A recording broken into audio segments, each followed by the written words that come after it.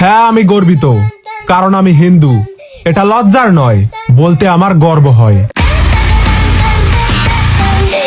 আবারও মুসলমানদের খুশির সংবাদ দেখি কোন মুসলমান এই খুশির সংবাদটা সকল মুসলমানের কাছে ছড়িয়ে দিতে পারে। অবশ্য সে হয়তো আমার প্রিয় নবীজির সঙ্গে জান্নাতে থাকতে পারে। আগামী 12ই রবিউল আউয়াল, 5 সেপ্টেম্বর, রোজ শুক্রবার, পবিত্র তো আমার প্রিয় নবীজির জন্মদিন। হ্যাঁ, আমার প্রিয় নবীজির জন্মদিন বলে কথা। আমরা সেই নবীর উম্মত হয়েছি, সেই নবীর জন্য তো একটু কষ্ট করতে পারবো। সেই নবীর জন্মদিনের কথাটা সকল মুসলমানের কাছে, সকল বিধর্মীর কাছে ছড়িয়ে দিতে পারবো। কারণ যে নবী না হইলে দুনিয়াও হইতো না। সেই নবীর জন্মদিন বলে কথা। আমার প্রিয় নবীজি বলে যে আমার একটি বাণী সকল মানুষের কাছে পৌঁছে দিল, অবশ্যই আমি তাকে হাত ধরে জান্নাতের মধ্যে ঢুকিয়ে দিব। সুবহানাল্লাহ। হ্যাঁ, সেই নবীর উম্মত হয়েছেন।